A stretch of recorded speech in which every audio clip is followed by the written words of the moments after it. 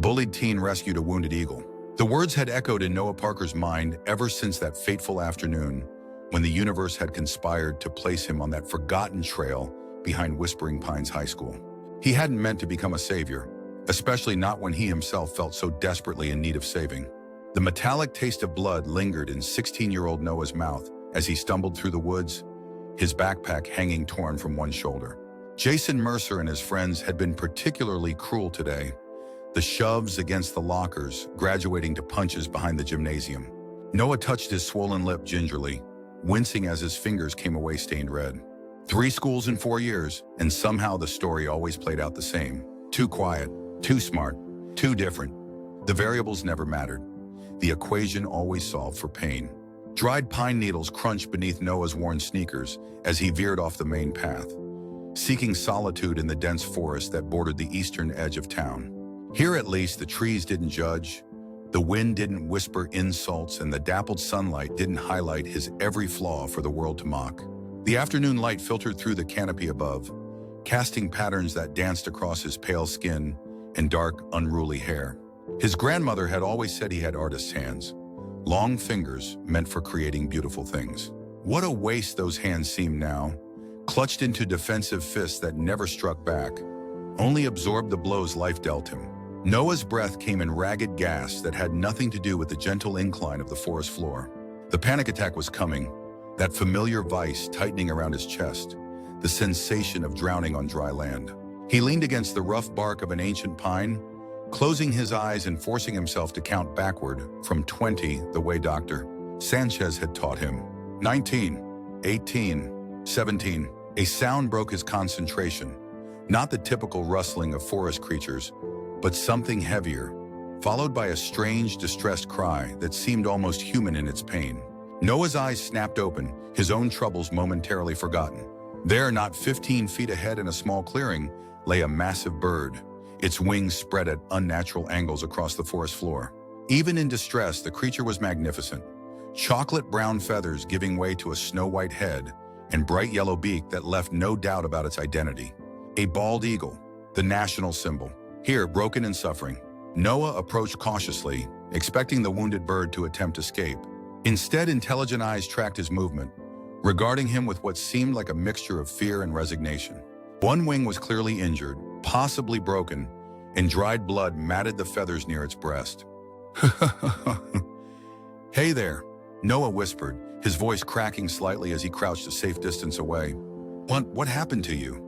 The eagle made a soft clicking sound, its chest heaving with labored breaths.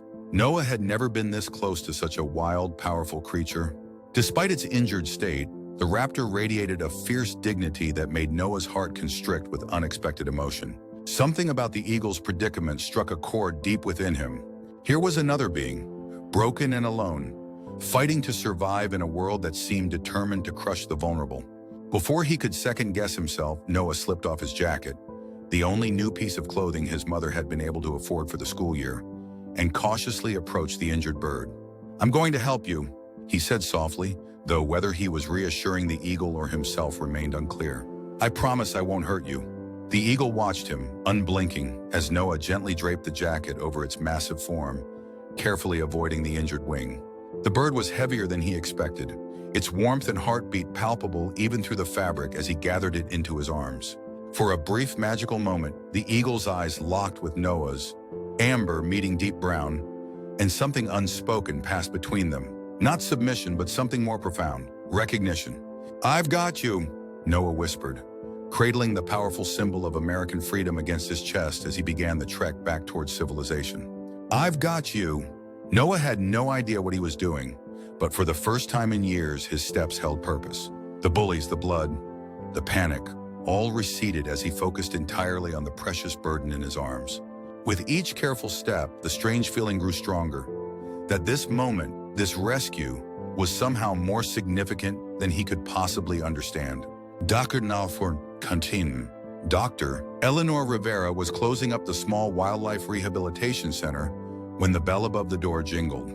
She turned expecting Mrs. Hayworth with another injured squirrel, only to find a lanky teenage boy standing in the entrance, clutching what appeared to be a bundle of fabric against his chest. Blood stained the corner of his mouth, and his eyes held the haunted look she'd seen too often in the faces of the troubled youth who sometimes volunteered at the center. "Please," the boy said, his voice barely above a whisper. "I think it's dying." Eleanor crossed the room quickly, her eyes widening as she caught sight of what lay partially concealed within the boy's jacket. "A bald eagle," she breathed, immediately shifting into professional mode. "Bring it back here, quickly." Noah followed the petite veterinarian through a door marked "Staff Only," emerging into a clean, well-equipped examination room.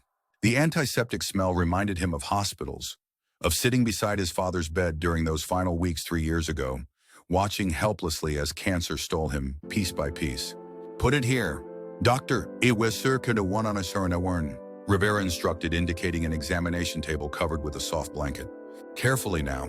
Noah gently set his burden down, reluctant to break contact with the creature that had, in the span of a 40-minute walk, somehow become important to him in ways he couldn't articulate. "Where did you find it?" "Doctor, at Kadidia Warden," Rivera asked as she began a careful examination of the eagle, her small hands surprisingly strong and confident as they moved over the massive bird. "In the woods behind the high school," Noah replied, wincing as the doctor extended the injured wing to its full, magnificent span. "It couldn't fly. I think the wing is broken." "Doctor,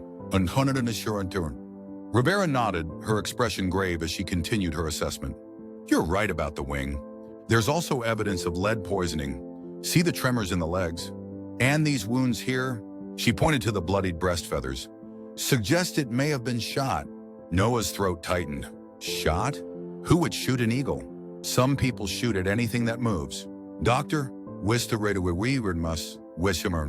Rivera said grimly. "Others specifically target raptors because they believe they threaten livestock. It's illegal, of course, but it happens." The eagle remained surprisingly calm during the examination, those piercing eyes occasionally finding Noah's face as if seeking reassurance. Noah found himself instinctively moving closer, murmuring soft words of comfort. "What's your name?" "Doctor," Rivera asked, glancing up from her work. "Noah. Noah Parker." "Well, Noah Parker, you might just have saved this eagle's life. Another day out there and..." She left the sentence unfinished, but Noah understood. Death had hovered close to this magnificent creature, and somehow he had intervened. "Can you fix it?" he asked, unable to mask the desperate hope in his voice. "Doctor," Rivera's expression softened as she prepared an injection. "I'm going to try my very best. This is a mature male, probably 7 or 8 years old. He's strong, and that works in his favor." She administered the medication with practiced efficiency. "This will help with pain and prevent infection. I'll need to set that wing and run some tests for the lead poisoning." Noah watched transfixed as the doctor worked. The eagle's eyes were growing heavy from the medication, but still, they sought him out. In that gaze, Noah sensed something ancient and wise, something that seemed to see past his awkward exterior to the person he truly was beneath. Will you call me? To let me know if he makes it?" Noah asked, suddenly aware of how attached he'd become in such a short time. "Doctor, Rivera studied him for a moment, taking in his disheveled appearance, the bruise forming on his cheekbone, the earnestness in his eyes. "I'll do better than that. How would you like to help with his rehabilitation?" Noah blinked in surprise. "Me? But I don't know anything about eagles. You knew enough to bring him to me instead of trying to handle it yourself." "That shows good judgment," she smiled. "Besides, raptors sometimes form attachments to their rescuers. It might help his recovery to have you around." For the first time that day, perhaps the first time in months, Noah felt something unfurl inside his chest. Not quite happiness, but its quiet cousin, purpose. "I'd like that," he said softly, watching as the eagle's eyes finally closed, surrendering to healing sleep. "Doctor." "Yes, sir," Rivera nodded. "Good.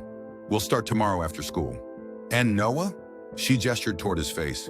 "You might want to put some ice on that lip when you get home."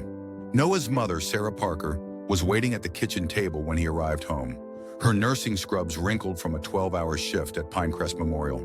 Her eyes, so like his own, widened at the sight of his face.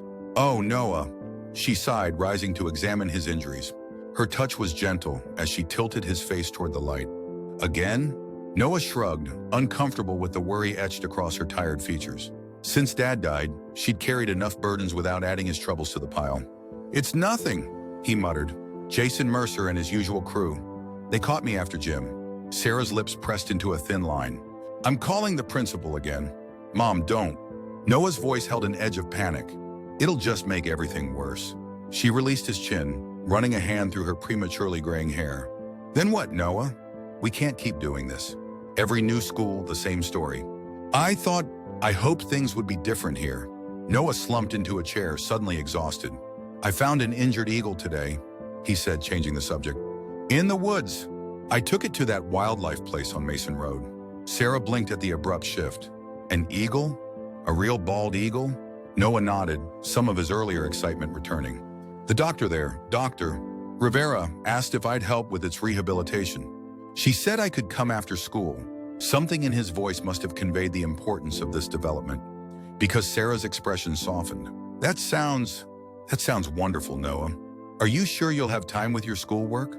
I'll make time, he said with unexpected firmness. This feels important, Mom. Like maybe there's a reason I was the one who found him. Sarah studied her son's face. The same serious eyes that had once looked up at her from a crib. The same determined set of jaw that reminded her so painfully of her late husband. In the 3 years since John's death, she'd watched Noah withdraw further into himself with each move, each new school, each disappointment. Now, for the first time in too long, she saw a spark of the boy he'd been before cancer and financial hardship and constant uprooting had stolen his smile. Okay, she said, squeezing his hand. But ice that lip first. Secretary. The Lakota elder sat motionless on the wooden bench outside the rehabilitation center, his weathered hands resting on a gnarled walking stick. William Blackfeather had made the same journey every morning for the past week, ever since the dreams had begun. At 78, he was accustomed to significant dreams. They came with the territory of being his tribe's spiritual leader. But these visions had possessed an urgency that compelled him to drive the 40 miles from the reservation each day, waiting patiently for what the spirits had promised would come. The sky had just begun to darken with afternoon thunderclouds when William saw the boy approaching on a battered bicycle, pedaling hard against the gathering wind. Tall and thin, with dark hair that fell across eyes too old for his young face. This was the one from the dream, the Washichu boy with hands that would heal and a spirit that needed healing. William remained still as the boy chained his bicycle to a nearby rack and hurried toward the center's entrance, shoulders hunched against the first fat droplets of rain. As the boy passed, William spoke, his voice carrying despite its softness. Wanblee, he said, the Lakota word for eagle. The boy stopped, turning with a wary expression that spoke of learned caution around strangers. Excuse me? Wanblee Kilewakan. William continued, switching to English. The eagle you found. It is sacred. Noah's expression shifted from wariness to surprise. How did you know about the eagle? William tapped his temple with one finger. The ancestors told me. They said you would come. Under normal circumstances, Noah might have mumbled an excuse and hurried away from the strange old man with his cryptic statements. But these were not normal circumstances, and something in the elder's calm certainty held him rooted to the spot. Who are you? Noah asked. I am William Blackfeather. I am Lakota from the Standing Rock Reservation. He gestured to the bench beside him. Sit, Noah Parker. We have much to discuss before the storm breaks. Noah hesitated only briefly before joining the elder on the bench, oddly unsurprised that this stranger knew his name. How did you know about the eagle? He asked again. For 7 nights I dreamed of a Washu boy with sorrow in his heart and strength in his hands, finding Wanblee wounded in the forest. William's dark eyes, sharp despite his age, studied Noah's face. The eagle you rescued is not just any eagle. It is Wanblee Wakan, a sacred messenger. A gust of wind sent leaves skittering across the parking lot as Noah absorbed the old man's words. A messenger? From who? From the spirits. From your ancestors, perhaps. From Creator. William shrugged. The message is for you to discover, but I was shown that our paths must cross. That I must help you understand the responsibility you have accepted. Thunder rumbled in the distance as Noah considered the improbability of it all.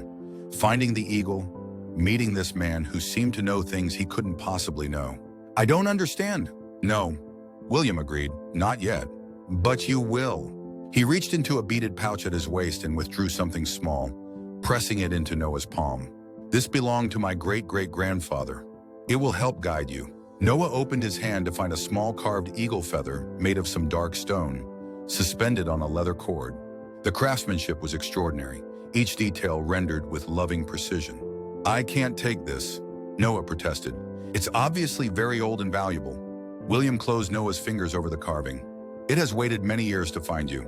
Wanblee chose you, Noah Parker. That is no small thing." Before Noah could respond, the rehabilitation center door opened and Dr.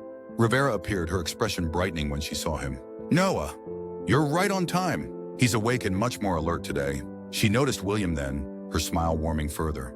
"Mr. Blackfeather back again? Have you two met?" "We have now," William said, rising with the help of his walking stick. "I was just telling young Noah about the significance of eagles in my culture." "Doctor," Rivera nodded. "Well, you're welcome to come in and see him if you'd like." "I know you've been waiting." William shook his head. "Not today. The time isn't right yet." He placed a hand briefly on Noah's shoulder. "Go. Learn what you can from Wanblee. We will speak again soon." As the old man walked unhurriedly toward an ancient pickup truck parked at the edge of the lot, Noah turned to Dr. Rivera. "Haha, how does he know about the eagle?" "Doctor, Rivera smiled. "William has been coming here for years whenever we have raptors in rehabilitation. He says they're sacred to his people, especially bald eagles. They carry prayers to the Creator." She gestured toward the center. "Come on. Your friend has been watching the door all afternoon, as if he knew you were coming." Noah slipped the stone feather into his pocket, following Dr. Rivera into the building as the first real crash of thunder shook the sky above them. Whatever strange path he had stumbled onto, it seemed there was no turning back now. Over the following weeks, Noah's life developed a rhythm it had lacked since before his father's illness. School remained a trial. The bullying continued, though somewhat tempered by Noah's new habit of disappearing immediately after classes ended. But now, instead of dreading each day, he endured the hours until he could escape to the rehabilitation center, where something extraordinary was taking place. The eagle, whom Noah had begun calling Wakan after his conversation with William Blackfeather, was recovering with remarkable speed. Dr. Rivera had set the broken wing and treated the lead poisoning, expressing surprise at how quickly the majestic bird responded to therapy. "It's almost as if he's determined to get better for you," she commented one afternoon as they watched Wakan exercise his healing wing in the outdoor enclosure. "I've never seen such a strong connection between a wild raptor and a human before." Noah watched the eagle's powerful movements, a sense of pride swelling in his chest. Each day spent working with Wakan felt like a gift, a purpose that had been missing from his life for too long. Under Dr. Rivera's guidance, he learned to prepare the eagle's food, to handle him safely during examinations, to recognize signs of stress or pain. William Blackfeather continued to visit, though he maintained a respectful distance, watching Noah's interactions with Wakan with knowing eyes. Sometimes after Noah had finished his work with the eagle, the elder would share stories, tales of how Wanblee had brought messages from the Creator to the Lakota people, how eagle feathers were sacred objects of power and healing. In the old days, William explained one evening as they sat on the now familiar bench, a vision of an eagle was a powerful sign. It meant you were being called to a special purpose. Noah fingered the stone feather that now hung around his neck. "I don't feel very special," he admitted. "At school, I'm just the weird kid everyone picks on. At home, I'm just another burden for my mom." William studied him thoughtfully. "Do you know why eagles build their nests so high in the trees, where the winds are strongest?" Noah shook his head. "Because that is how their young learn to fly, by facing the fiercest winds. Without that struggle, their wings would never grow strong enough to soar." The elder's weathered hand gestured toward the rehabilitation center. "Wakan chose you because he saw something in you that you have not yet seen in yourself." As autumn painted the surrounding forest in flames of red and gold, Noah found himself sharing more of his life with the elder, his father's death, the financial struggles that forced his mother to move them from town to town following nursing jobs, the constant bullying that made each new school a fresh nightmare. William listened without judgment, occasionally offering perspective from his own difficult life, the poverty of the reservation, the struggle to preserve his people's traditions in a world that seemed determined to erase them, the loss of his wife to diabetes 5 years earlier. "Suffering can break us or forge us," he told Noah. "The choice is always ours." At home, Sarah Parker noticed the gradual changes in her son, how he stood a little straighter, how his eyes held a spark that had been missing for years, how he sometimes spoke of the future with cautious hope. She attributed the transformation to his work at the rehabilitation center, unaware of the deeper currents flowing beneath the surface of her son's life. On a crisp October morning, Noah arrived at school to find Jason Mercer waiting beside his locker, flanked by his usual entourage.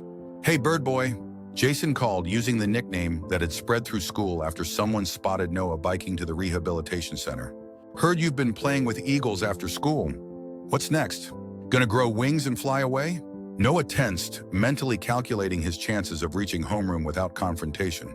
"Slim to none. Just leave me alone, Jason," he said, trying to access his locker around the larger boy's deliberately positioned form. "Or what?" Jason smirked, shoving Noah hard against the metal lockers.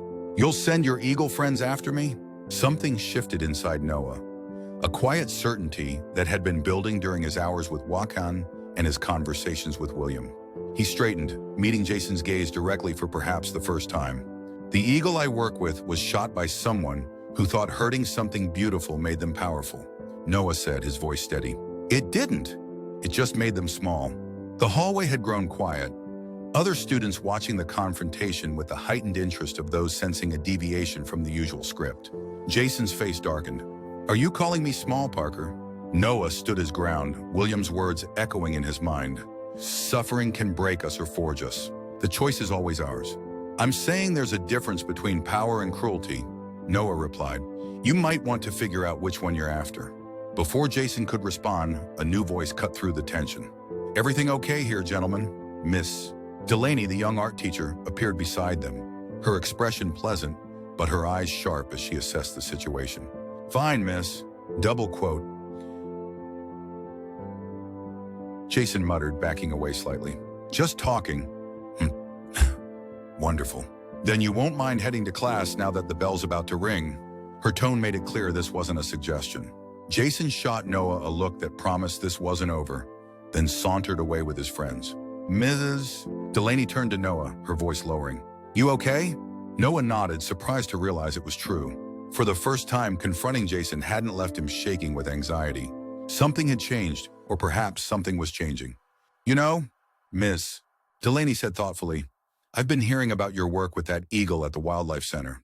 We have a new elective starting next semester, environmental science with a focus on local wildlife. I could use a student assistant who has some practical experience." Noah blinked in surprise. "Me, Miss," Delaney smiled. "Unless you know another student who's rehabilitating a bald eagle. Think about it, okay? It would look good on college applications." As she walked away, Noah stood motionless, processing this unexpected development. College. The word had seemed like a distant, impossible dream since his father's medical bills had drained the family savings. Yet now, for the first time, it felt like a door opening just a crack, enough to let in a sliver of possibility. "He's ready?" Dr. Rivera announced one November afternoon, her expression a mixture of professional satisfaction and personal regret.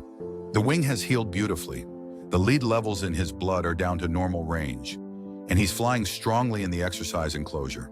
Noah's hand stilled on the feeding tray he'd been preparing. "Ready?" "You mean for release, yes." She squeezed his shoulder gently. "That's always the goal, Noah." "You know that." Of course he knew. From the first day, Dr. Rivera had been clear. Wildlife rehabilitation wasn't about keeping wild animals as pets or in captivity. It was about healing them so they could return to their natural lives. Success meant saying goodbye. Still, the news hit Noah like a physical blow. Over the past 2 months, Wakan had become far more than just a project or even a responsibility. The eagle had become a confidant of sorts, a silent witness to Noah's gradual rebuilding of himself. During their sessions together, Noah often spoke aloud, sharing thoughts he'd never voiced to another living soul, finding comfort in the eagle's unwavering attention. "When?" Noah asked, his voice barely audible. "We'll need to coordinate with Fish and Wildlife, but probably within the next week." Dr.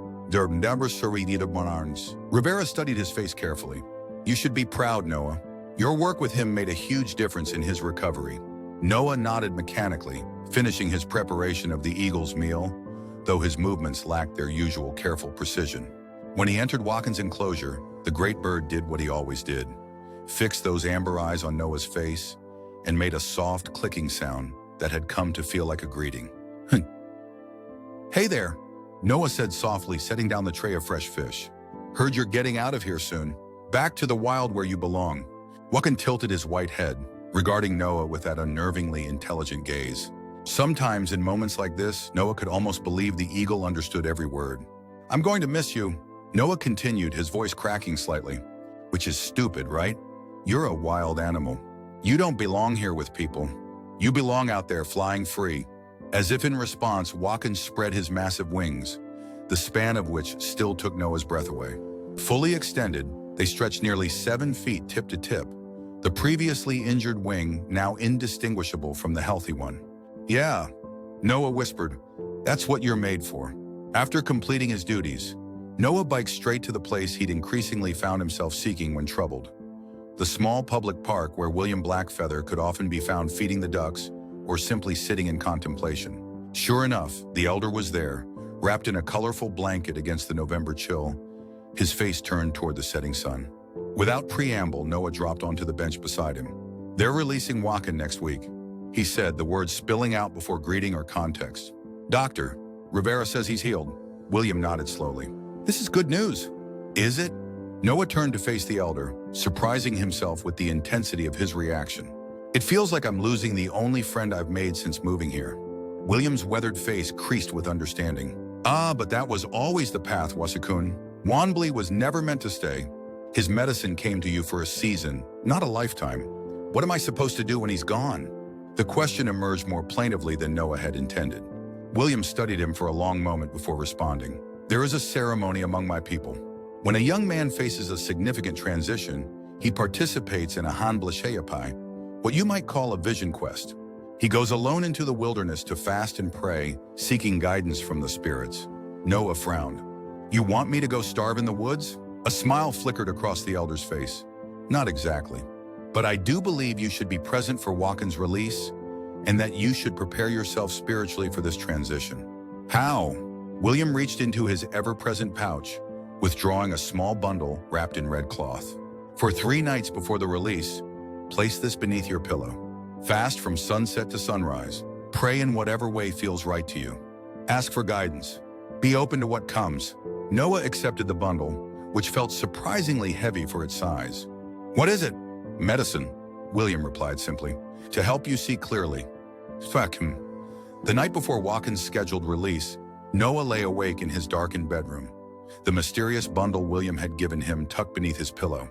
He had followed the elder's instructions faithfully, fasting during the night hours, attempting to pray though he wasn't sure who or what he was praying to, trying to remain open, as William had advised. So far, nothing extraordinary had happened. No visions, no spiritual revelations, just the hollow ache in his stomach from skipping dinner and the heaviness in his heart at the thought of tomorrow's farewell. Outside his window, the wind moaned through the pine trees that gave the town its name. Noah watched moonlight casting shifting patterns on his ceiling, his mind replaying moments from the past months, finding Wakan in the forest, learning to handle the magnificent bird, standing up to Jason Mercer, Ms. Delaney's unexpected offer. Somewhere between memory and dream, Noah drifted into sleep, the stone feather around his neck seeming to grow warm against his skin. And then he was flying, not in the hazy, weightless way of typical dreams, but with the powerful, deliberate strokes of massive wings catching air currents, rising higher above a landscape transformed by height and perspective. Below him, forests spread like dark carpets, rivers snaked like silver ribbons, and mountain ridges rose like the spine of some ancient creature. The sensation was exhilarating beyond anything Noah had ever experienced. The wind streaming through feathers, the earth falling away, the absolute freedom of movement through 3 dimensions instead of 2. He wasn't alone. Flying beside him, matching his movements with uncanny precision, was Wakan, but not as Noah had known him in the rehabilitation center. This Wakan radiated power and purpose, his white head gleaming in the dream sunlight. His eyes no longer merely intelligent, but filled with ancient wisdom. They soared together over landscapes that shifted between the recognizable geography around Whispering Pines and places Noah had never seen. Vast prairies, towering mesas, deep canyons painted in improbable colors. Through it all, Wakan led and Noah followed, learning the language of wind and thermal currents, discovering muscles he hadn't known he possessed. When they finally alighted on the summit of a flat-topped mountain, Noah found himself no longer in eagle form, but standing on human legs beside the great bird. Walken regarded him with those penetrating amber eyes and then, impossibly, spoke, not with a human voice, but directly into Noah's mind. "You saved my body," the eagle said, "so that I might help save your spirit." "I don't understand," Noah replied, though in the logic of the dream, conversing with an eagle seemed perfectly natural. "You have lived caged by fear, young one, wounded by the cruelty of others. You have forgotten how to fly." "I'm not an eagle," Noah protested. "I'm just me." Walken's mental voice carried a warmth that reminded Noah of his father's rare laugh. "And who is just you? A victim? A savior? A healer? A warrior? You are what you choose to be." The dream mountain beneath them began to dissolve, the edges of reality blurring. As Noah felt himself being pulled back toward waking, Wakan spread his magnificent wings one final time. "Remember what it felt like to soar," the eagle said. "That freedom lives within you always." Noah jerked awake, heart pounding. The memory of flight so vivid he could almost feel phantom wings folded against his back. Outside, the first gray light of dawn was breaking over the eastern horizon. Today was the day. The release site was a remote clearing in the national forest, 20 miles from town. Dr. Rivera drove, with Noah in the passenger seat and Watkins secured in a special transport container in the back of the van. William Blackfeather followed in his pickup truck, along with 2 representatives from the U.S. Fish and Wildlife Service who would document the release. Noah sat in silence for most of the journey, the dream still vivid in his mind. He'd told no one about it, not even William, who would probably have interpreted it as the vision quest working exactly as intended. The stone feather hung heavy around his neck, a tangible connection to something Noah was only beginning to understand. When they arrived at the clearing, Noah helped Dr. Rivera prepare for the release, his movements automatic after months of handling protocols. The Fish and Wildlife officers set up cameras to document the event, while William stood at a respectful distance, his expression solemn. "Would you like to do the honors?" "Dr. Rivera asked Noah, gesturing toward the transport container. "You've earned it." Noah nodded, unable to trust his voice. With careful movements, he approached the container and opened the door. Walken emerged cautiously, stepping onto the grassy clearing and immediately assessing his surroundings with sharp eyes. For a moment, the eagle remained motionless, seeming to gather himself. Then his gaze found Noah's face, and for one breathtaking instant, it was exactly like the dream. Those amber eyes filled with ancient intelligence, seeing into Noah rather than merely at him. Without being instructed, Noah backed away, creating space for what would come next. Walken watched him retreat, then spread his wings, those magnificent, healed wings, and with one powerful thrust, launched himself into the sky.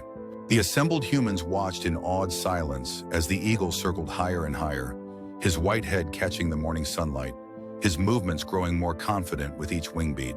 Instead of immediately flying away as expected, Wakan circled the clearing 7 times, each loop taking him higher into the clear autumn sky. "That's unusual behavior," one of the wildlife officers commented. "They typically make a direct line away from the release site." William moved to stand beside Noah.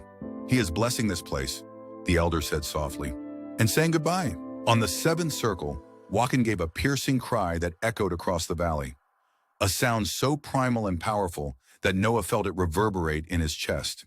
Then, with deliberate purpose, the eagle turned eastward and flew straight toward the rising sun, his form growing smaller until it was merely a dark speck against the vast blue, and then nothing at all. Something wet tracked down Noah's cheek. He wiped it away quickly, embarrassed, only to find Dr. Rivera's eyes also suspiciously bright. "That," she said with professional admiration, "was a perfect release." As the others began packing up equipment, William placed a hand on Noah's shoulder. "Now," the elder said, "your real journey begins." The days following Wakan's release passed in a strange fog for Noah.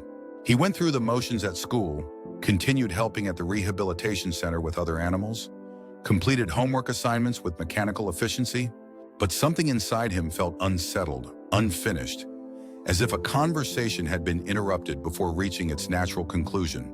The dream of flying remained vivid in his memory, along with Wakan's parting words. "Remember what it felt like to soar. That freedom lives within you always." What did it mean? Noah found himself touching the stone feather around his neck multiple times each day, as if it might somehow translate the message into clearer terms. A week after the release, Jason Mercer cornered Noah in the school parking lot, apparently having waited for an opportunity when faculty supervision was minimal. "Been missing you after school, bird boy," Jason sneered, shoving Noah against a parked car. "Heard your precious eagle flew away. What are you going to hide behind now?" Noah sighed, a bone-deep weariness suddenly overwhelming him. "Why do you care so much about making my life miserable, Jason? What does it get you?" The question, asked without heat or challenge, seemed to momentarily confuse the larger boy. "What? I mean, seriously, does it make your life better somehow?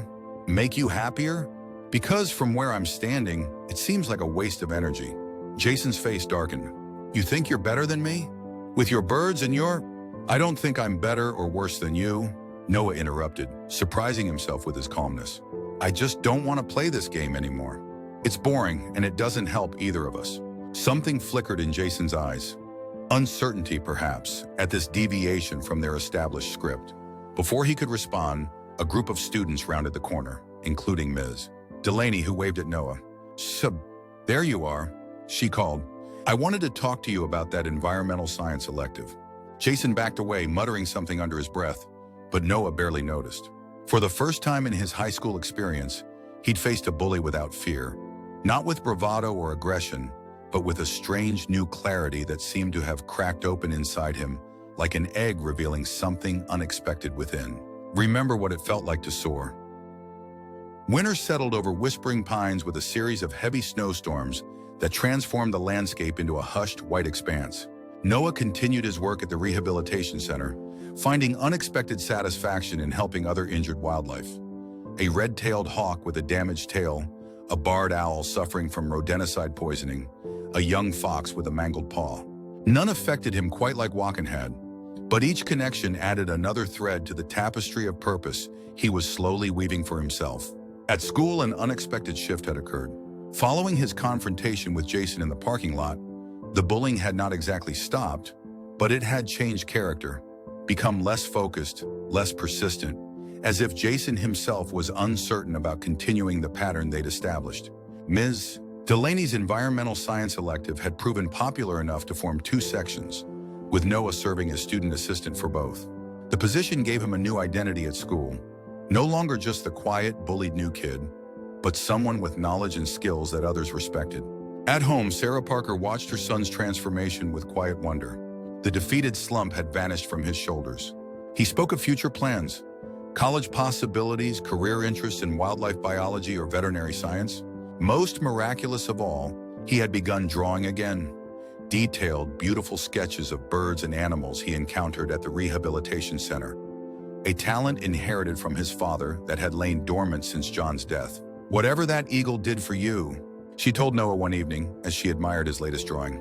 "I'm grateful." Noah smiled, touching the stone feather that rarely left his neck.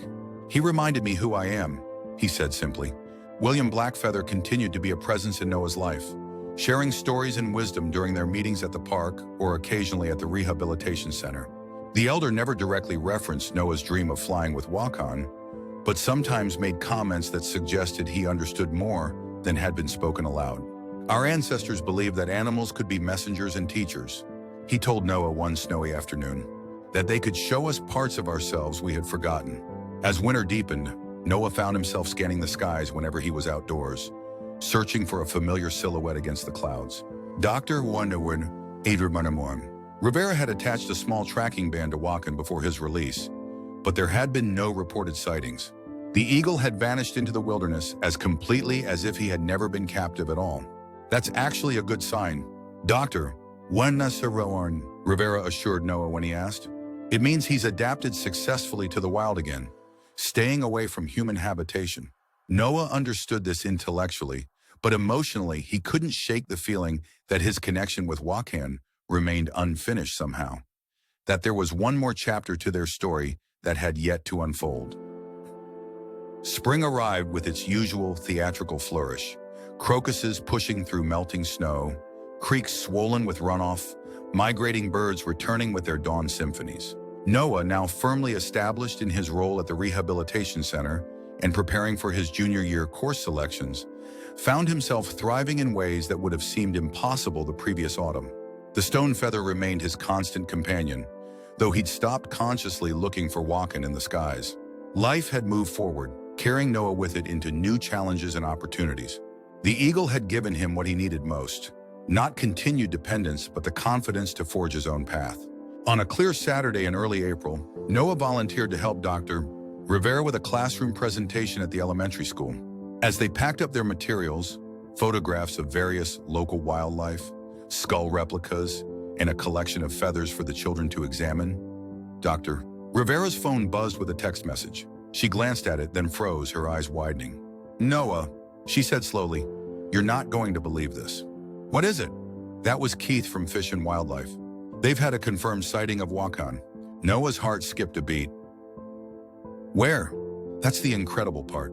"He's been spotted nesting with a female, less than 5 miles from where you originally found him." "Nesting?" Noah repeated, the significance immediately apparent. "You mean he's going to be a father?" "Yes." Dr. Rivera smiled. "It's the best possible outcome we could have hoped for. Not only did he survive and readapt to the wild, but he's contributing to the population. Keith says the nest is in a protected area, so there's minimal risk of disturbance." Noah sat down heavily, a tangle of emotions making it difficult to speak. Wakan was alive, thriving, creating new life. Is there any way I could see the nest?" "From a distance, of course," he added hastily, knowing the protocols for protecting nesting eagles. "Dr. Gafrasitian," Rivera hesitated.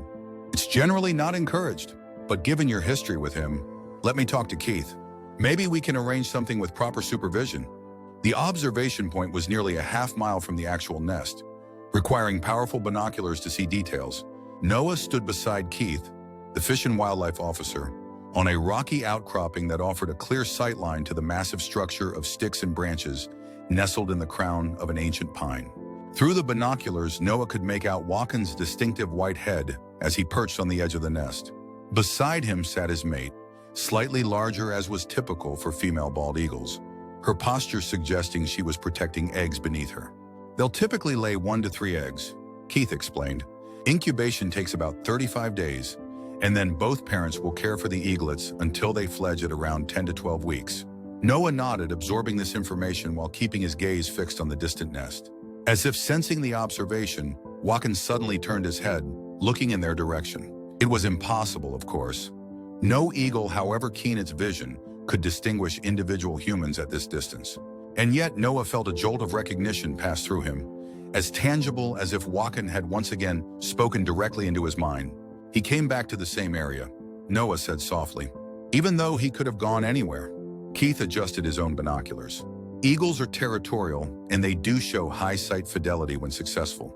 But yes, it's somewhat unusual for a rehabilitated eagle to establish a territory so close to where it was injured. "Almost as if he wanted to be found," Noah finished. As they watched, Wakan spread his wings and launched from the nest, circling upward on a thermal current. His flight was strong and confident, every movement a testament to his complete recovery.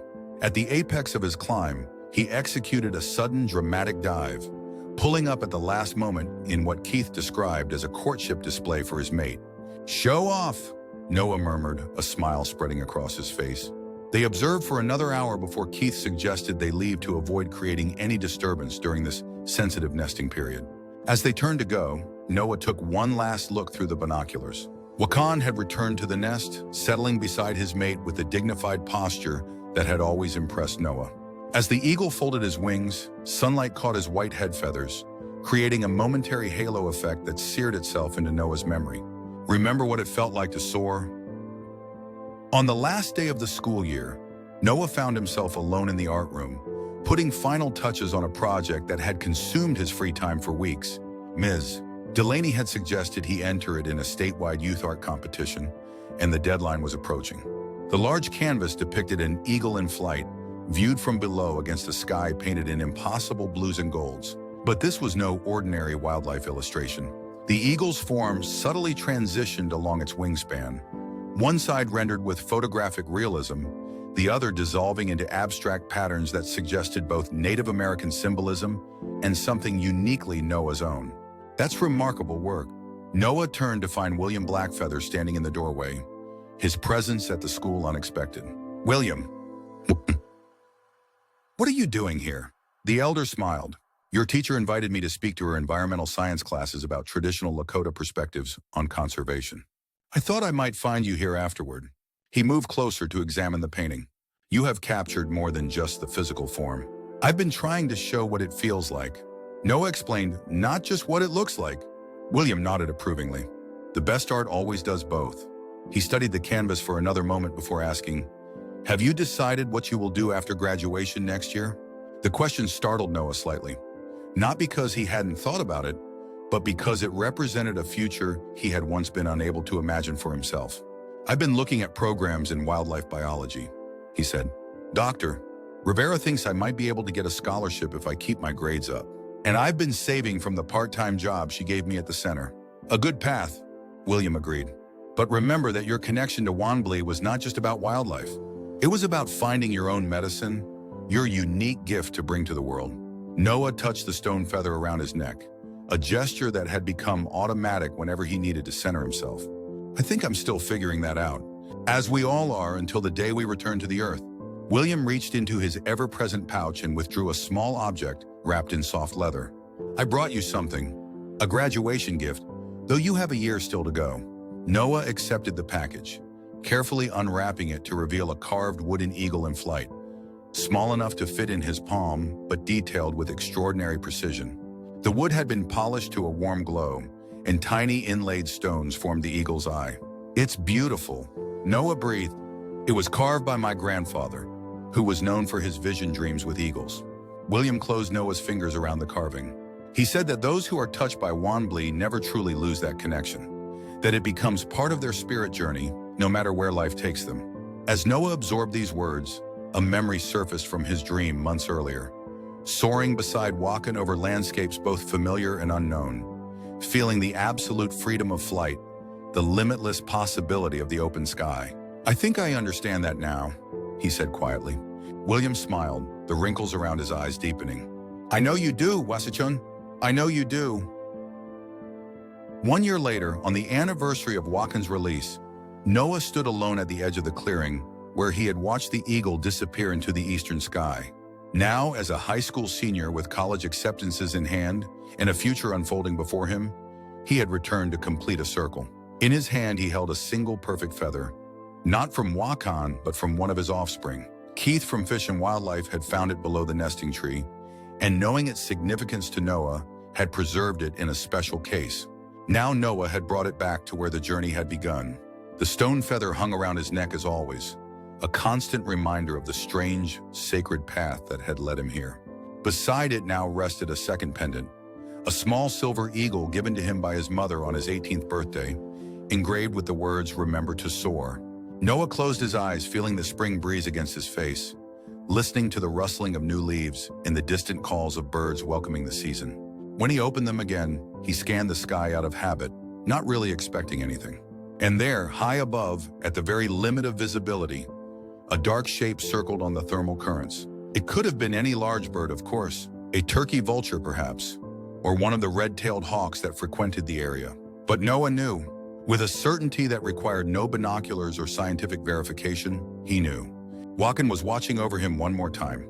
Noah raised his hand in a gesture of acknowledgement, then carefully placed the offspring's feather at the base of a young pine tree. No words seemed adequate for the moment, so he offered only silence and gratitude. As he turned to leave, a piercing cry echoed across the valley, that unmistakable sound that still appeared sometimes in his dreams. Noah smiled, not looking back. He didn't need to see Wakan to know he was there, just as he no longer needed the eagle's physical presence to remember what it felt like to soar. That knowledge lived within him now, always.